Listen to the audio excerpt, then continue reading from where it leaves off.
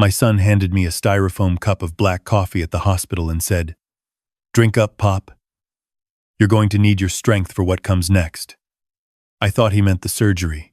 I thought he was talking about the recovery. I had no idea he was talking about the eviction notice he had already taped to the front door of my own house while I was lying on the operating table with my chest cracked open.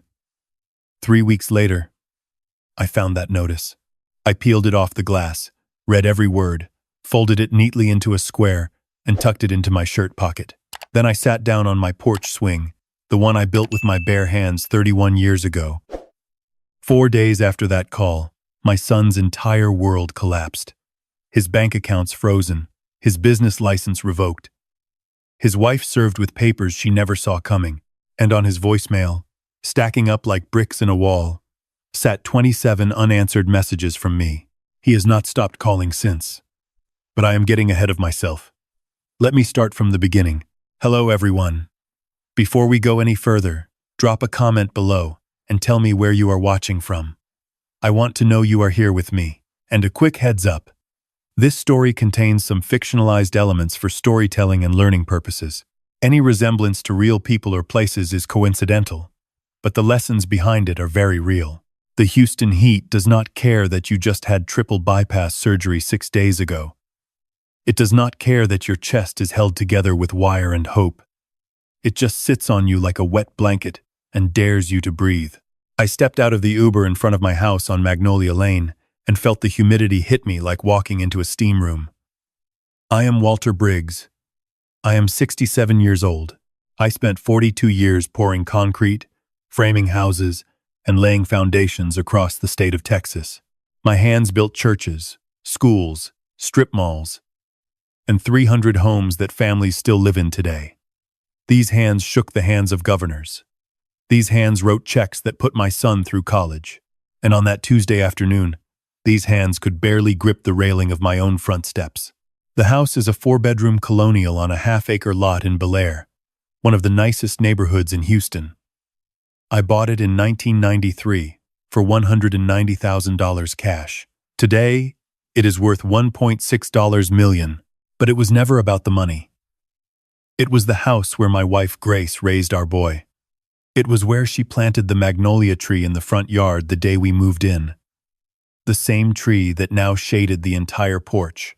It was the house where I held her hand the night the cancer took her, whispering promises I intended to keep. I reached the front door and noticed something taped to the glass of the storm door. It was a yellow sheet of legal paper, folded once. I peeled it off and unfolded it. The handwriting was my son's. I recognized the sharp, impatient slant of his letters. It read, "Dad, the house is being listed on Thursday. The realtor needs the place empty by the weekend. I packed most of your stuff. Boxes are in the garage. I moved the important documents to my office for safekeeping." I read it twice. Then I read it a third time because my brain refused to accept what my eyes were seeing. I had just spent 6 days in the ICU. My sternum was wired shut. I had drains in my chest and a bag of medication in my pocket. And my son, my only child, the boy I named after my father, had used that time to list my house for sale behind my back. I tried the front door. My key still worked, at least for now. I stepped inside, and the air conditioning hit me. And for a moment, I felt relief. Then I saw the living room. It was gutted. The bookshelves were empty. Grace's watercolor paintings were gone from the walls, leaving behind faded rectangles on the paint. The china cabinet that held her mother's dishes was bare. Even the curtains had been taken down, leaving the windows naked and exposed. I walked through the house like a ghost haunting his own life. The kitchen drawers were cleaned out. The pantry was stripped. In the master bedroom, the closet doors stood open, revealing bare hangers swinging gently from the air vent. Grace's jewelry box was gone from the dresser. That box contained her wedding ring, the one I put on her finger in 1981. It contained the pearl earrings I gave her on our 25th anniversary. It contained a locket with a picture of our son as a baby. Things that had no business being in anyone's hands but mine. I sat on the edge of the bare mattress. The bed frame was mine, a solid oak piece I had built in the garage over 3 weekends. They had not taken it because it was too heavy to move without help. They had taken everything light and valuable and left behind whatever required effort. I pulled out my phone and called Kevin. It rang 5 times and went to voicemail. I called again. Same thing. On the 3rd attempt, his wife Diane answered. "Walter," she said. Her voice was flat. "The way you talk to a telemarketer you are trying to get rid of. Kevin is in a meeting. He cannot talk right now." "Diane, what happened to my house?" I asked. My voice was steady, but my hands were trembling, and it had nothing to do with the surgery. "Where are Grace's things? Where is her jewelry box?" "Everything is safe," she said, and I could hear the lie in her voice the same way I can hear a crack in a foundation before the wall gives. "Kevin will explain everything when he has time. You should rest, Walter. You just had surgery. Stress is bad for your heart." "My heart is fine," I said. "My house is not." Put Kevin on the phone. He is busy. Busy doing what? Selling my house out from under me while I was unconscious? There was a long pause. Then Diane said something that made my blood pressure spike so high I could feel it in the staples holding my chest together. "Walter, Kevin has power of attorney. You signed it before the surgery. He is doing what is best for you, whether you appreciate it or not. The house is too much for a man in your condition. The upkeep, the taxes, the yard. You need to be in a facility where someone can watch you." "A facility," I repeated. "Whispering Oaks. It is very nice. They have a garden." I knew Whispering Oaks. It was a concrete box off the 610 loop, where they warehoused old people until the families stopped paying. The garden was a patch of dead grass next to a parking lot. "Put my son on the phone, Diane. Good night, Walter." She hung up. I sat there in the empty bedroom listening to the hum of the air conditioner. The silence was so heavy it felt like another surgery, something cutting into me that I could not see. I looked at my hands. They were scarred and calloused from decades of work. These hands had built this house. These hands had signed a power of attorney because my son sat at my hospital bed, tears in his eyes, and said, "Pop, what if something goes wrong during the operation? Let me handle the bills. Let me protect everything while you heal." I had signed because I was afraid of dying and I wanted to believe my boy had my back. But he had not been crying for me. He had been counting. I stood up slowly, gripping the bedpost. The pain in my chest was sharp, but it was nothing compared to the pain behind my ribs where my heart was supposed to be. I walked to the garage. The boxes were there, just like the note said. 12 cardboard boxes stacked against the wall next to my old workbench. My entire life, 70 years of living, reduced to 12 boxes. I opened the first one. Clothes. The second one. More clothes. The third one. Kitchen utensils. Not a single photo album. Not a single document. Not Grace's jewelry box. I opened the last box and found something that made me sit down on the cold concrete floor. It was Grace's magnolia-scented candle, the one she used to light every Sunday evening. It was half-burned, the wick black and curled. They had thrown it in with the spatulas and dish towels like it was junk. I held that candle to my chest, and I made a decision. The next morning, I drove my truck to the office of Margaret Tran. Maggie is a Vietnamese-American attorney who specializes in elder law. She is 5 feet 2 inches tall, weighs maybe 100 pounds, and has the temperament of a pit bull that just watched someone kick a puppy. I had helped build her first office 15 years ago at cost because she was just starting out and could not afford a contractor. She never forgot that. When she saw me walk through her door looking like death warmed over, she dropped her coffee mug. It shattered on the tile floor, but she did not even look at it. She grabbed my arm and pulled me into her private office. "Walter Briggs, you are supposed to be in bed recovering," she said, pushing me into a chair. "What happened?" I told her everything. The surgery, the note on the door, the empty house, Grace's missing jewelry, the call with Diane. When I finished, Maggie was not sitting anymore. She was standing behind her desk with both fists pressed against the surface, her knuckles white. "The power of attorney," she said. Was it general or limited? General durable. He said the hospital required it. They do not require a general durable POA. A healthcare directive? Maybe. Walter. A general durable power of attorney gives him control over everything. Your finances, your property, your accounts. Did you read it before you signed? No, I said. The shame was a physical weight on my shoulders. I was scared, Maggie. I was about to have open-heart surgery. He was crying. He looked terrified. Maggie closed her eyes for a moment. When she opened them, the softness was gone. Give me 24 hours. Do not call Kevin. Do not call Diane. Do not do anything, except rest and eat. Can you do that? I can. Good. Because what I am about to find out is either going to make you very angry or very dangerous. Probably both. Maggie called me the next afternoon. I was sitting on my porch, drinking sweet tea and watching the magnolia tree sway in the hot breeze. The realtor's sign had appeared in my front yard that morning. Century 21, coming soon. It had my address and a price tag of $1.55 million, $50,000 below market value. They wanted a fast sale. Walter, Maggie said, and her voice had the tone of a surgeon about to deliver bad news. Sit down. I am sitting. Then hold on to something. Your son used the POA to transfer the title of your house into his name 4 days before your surgery. He filed a quitclaim deed with the Harris County clerk. The house is technically in his name now. I gripped the armrest of the porch swing. That is not all, she continued.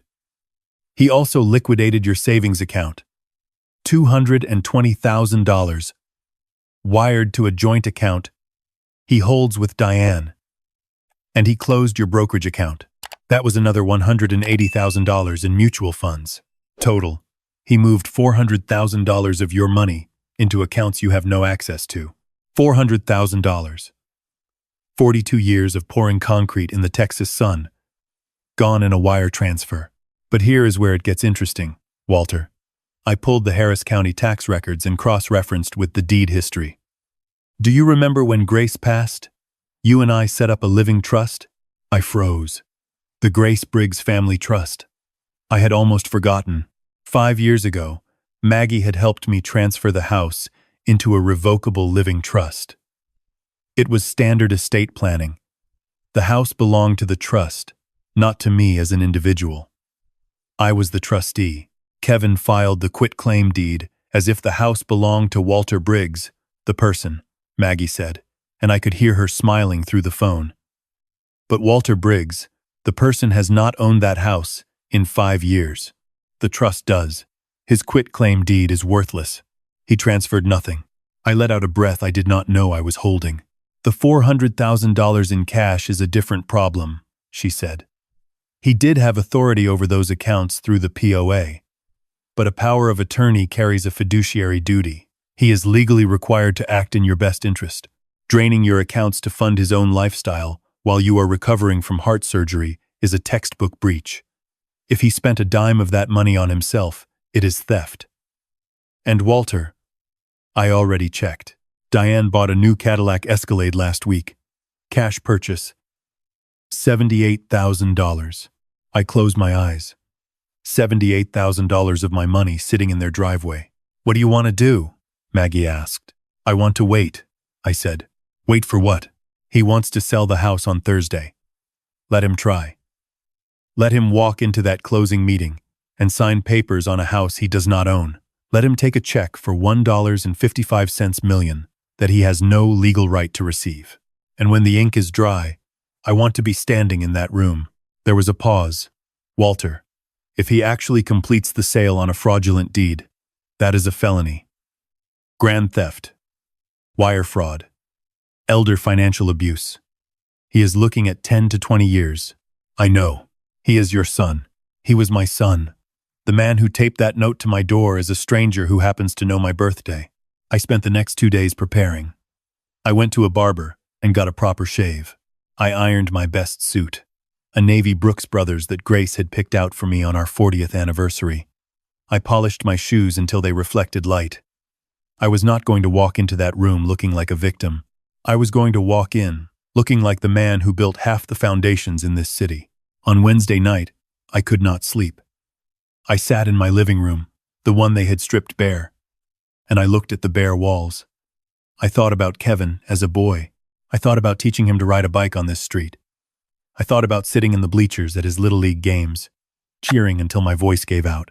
I thought about driving him to college, helping him carry boxes into his dorm room, shaking his hand at the door because he was too old for hugs. I thought about the day he married Diane and I watched him dance with his mother at the reception.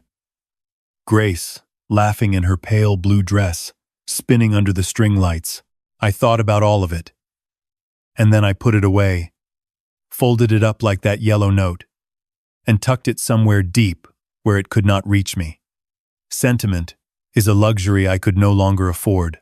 Thursday morning at 10 o'clock, the closing was held at a title company on Westheimer Road.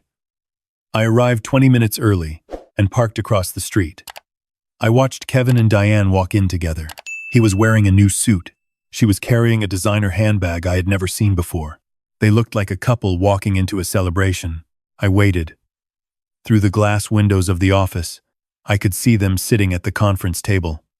Across from them were the buyers, a young couple in their 30s. They looked excited, hopeful. They had probably saved for years to afford this house. They had no idea they were about to hand $1.55 million to a thief. I gave it 15 minutes. I wanted them to get comfortable. I wanted him to taste the money before I took it away.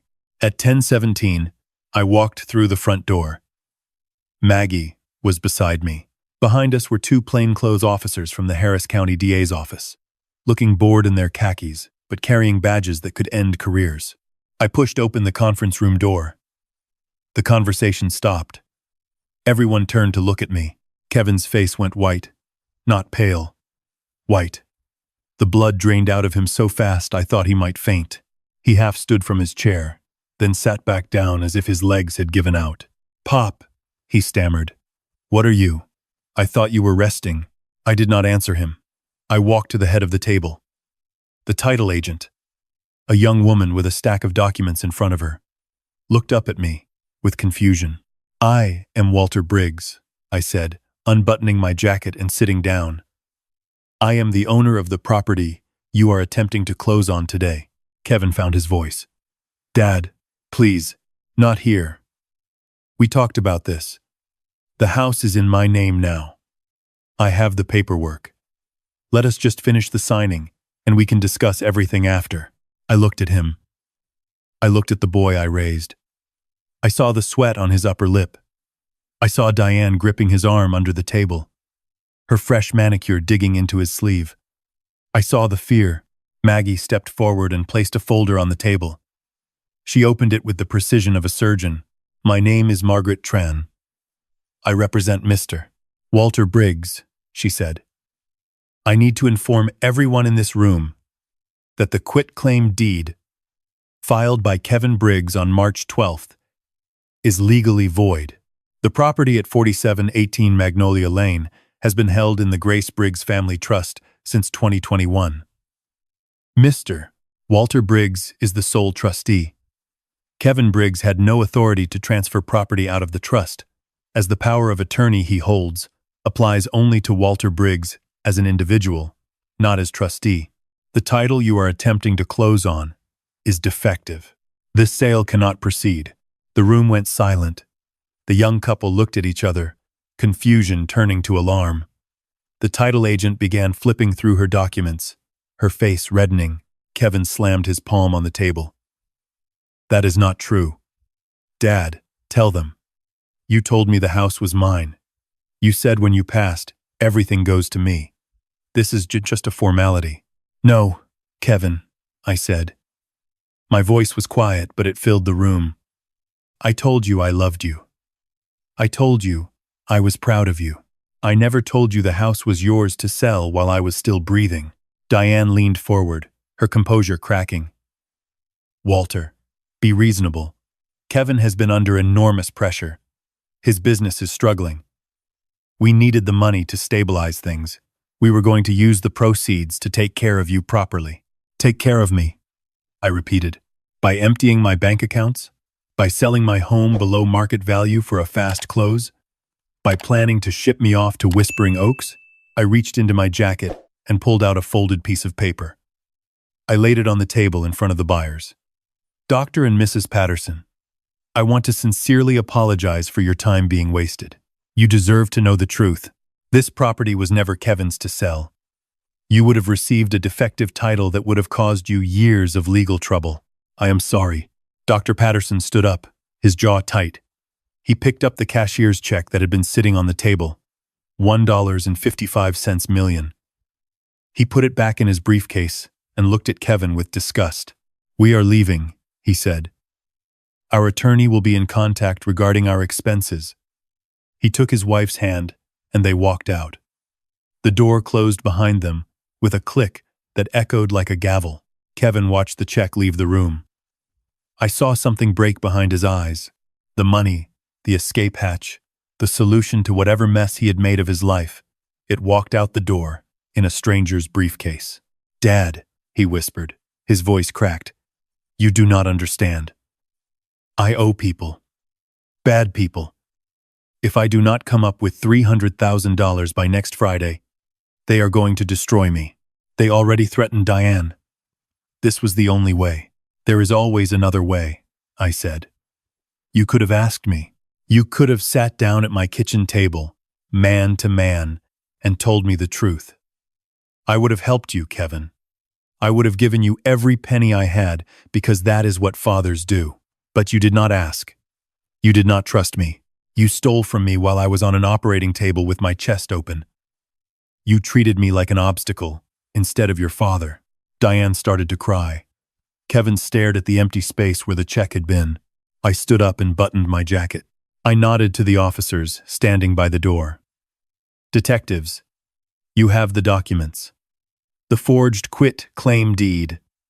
The unauthorized wire transfers. The breach of fiduciary duty. It is all in the folder. Kevin's head snapped up. Dad, no, please. I am your son. You are my son, I said. And for the first time, my voice wavered. I let it. I wanted him to hear the grief. And that is what makes this unforgivable. A stranger robs you. You call the police and move on. But when your own blood does it, when the boy you raised in that house decides that house is worth more than his father's dignity, that is something you carry for the rest of your life. I paused at the door. I did not turn around. I would have given you everything, Kevin. All you had to do was not steal it. I walked out. Behind me, I heard Diane screaming. I heard the detectives reading rights. I heard my son calling my name, the same way he used to call for me when he was scared of thunderstorms at 4 years old. Dad, please. I kept walking. The Houston sun hit my face as I stepped outside, and the heat wrapped around me like an embrace. My chest hurt. My heart hurt worse. But my legs were steady, and my head was clear. If you are still here, comment justice so I know you stayed with me to this point. And if you were in my shoes, would you have answered when he called your name? Or would you have kept walking? The weeks that followed were a blur of courtrooms and paperwork. Kevin was charged with theft of property over $300,000. A first-degree felony. In Texas. Wire fraud. Elder financial abuse. Diane was charged as an accessory. They could not afford a defense attorney because every dollar they had was frozen by the court. Kevin took a plea deal. 5 years, with possibility of parole after 3. When the judge read the sentence, I was sitting in the back row. Kevin turned and looked at me. His eyes were red. He mouthed one word. Why? I did not mouth anything back. I just held his gaze until the bailiff led him through the side door. I got the house back. I got the money back. Most of it. The rest, the portion they had already spent on the Escalade and designer bags and whatever hole Kevin had been trying to fill, I wrote off.